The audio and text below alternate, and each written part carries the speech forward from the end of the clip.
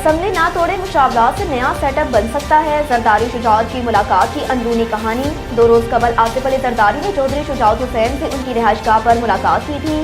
ملاقات میں وفاقی وزیر طارق بشیر چیمہ اور رخسانہ بندش بھی موجود تھے۔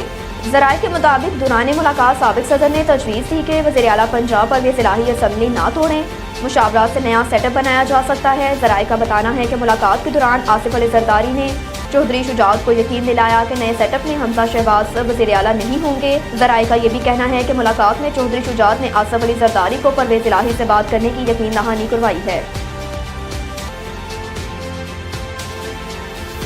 عمران خان کا کہنا ہے کسی اتحادی کی بات اچھی نہ لگے تو کار کو نظر انداز کرے۔ اپنے ایک بیان میں عمران خان کا کہنا تھا کہ ہمارے بعض لوگ اسمبلیاں تحلیل ہونے سے گھبرا رہے ہیں، لیکن اس اقدام سے ہماری مقبولیت کم نہیں ہوگی۔ انہوں نے کہا کہ کسی اتحادی کی بات اچھی نہ لگے تو کار کو نظر انداز کرے۔ اتحادیوں کی ہر بات ہماری لائن لینتھ پر نہیں ہو سکتی۔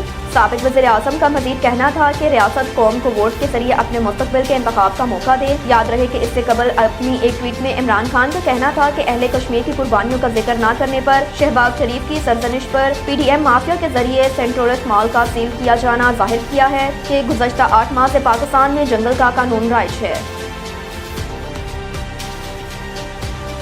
عمران خان نے ملک کو مارشل لاء سے بچا لیا۔ پاکستان تحریک انصاف پی ٹی آئی کے رہنما فواد چودھری نے دعویٰ کیا کہ عمران خان نے ملک کو مارشل لاء سے بچا لیا۔ فواد چودھری نے کہا کہ عمران خان نے صدر عارف الوی سے اسمبلی پر دستخط کار نہ کہا ہوتا تو ملک میں مارشل لاء لگ جاتا۔ انہوں نے کہا کہ مانا کہ سابق فوجی سربراہ جنرل باجوہ نے پی ٹی آئی کو غیر معمولی طور پر سپورٹ کیا مگر مشکلات بھی کھڑی کیں۔ توہین عدالت کیس اسد عمر نے غیر مشروط معافی مانگ لی۔ Lahore high court Rawalpindi bench کے جسٹس جواد حسن نے secretary general P T I Asad Umar کی جاری توہین عدالت نوٹس پر سماعت کی۔ اسد عمر نے 26 نومبر کو راولپنڈی میں پی ٹی آئی جلسے کے دوران تقریر میں ججز پر تنقید کی تھی۔ عدالت نے اسد عمر کی تقریر کی ویڈیوز اور ٹرانسکرپٹ بھی طلب کی ہے۔ عدالت نے اسد عمر سے توہین عدالت کے نوٹس کا جواب بھی طلب کیا۔ عدالتی حکم پر آج اسد عمر اپنے وکیل ایڈوکیٹ فیصل چودھری کے ہمراہ عدالت میں پیش ہوئے۔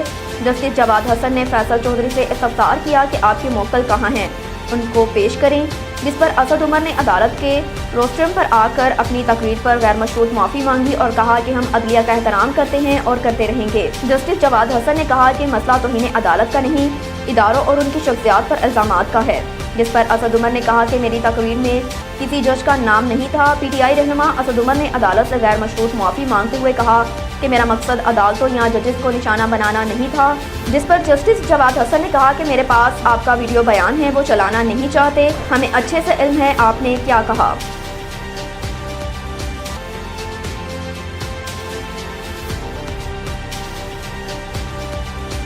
وقار کے کینین انٹیلیجنس سے قریبی تعلقات، دونوں بھائیوں کا کردار تحقیق طلب ہے۔ ارشد قتل کیس کی مکمل رپورٹ۔ فیکٹ فائنڈنگ رپورٹ میں بتایا گیا ہے کہ ارشد شریف کو 20 جون 2022 کو یو اے ای کا ویزا جاری کیا گیا تھا۔ ویزا 18 اگست 2022 تک کے لیے تھا۔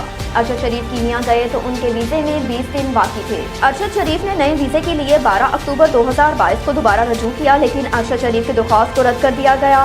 رپورٹ کے مطابق ارشد شریف کے سینے میں لگی گولی ٹریجیکٹری فائرنگ پیٹرن سے نہیں ملتی۔ ارشد شریف کو ایک گولی کمر کے اوپر حصے میں لگی، گولی گردن سے تقریباً 6 سے 8 انچ نیچے لگی جو سینے کی جانب سے باہر نکلی۔ اس زخم سے یہ اخذ کرنا مشکل نہیں ہے کہ گولی قریب سے چلائی گئی۔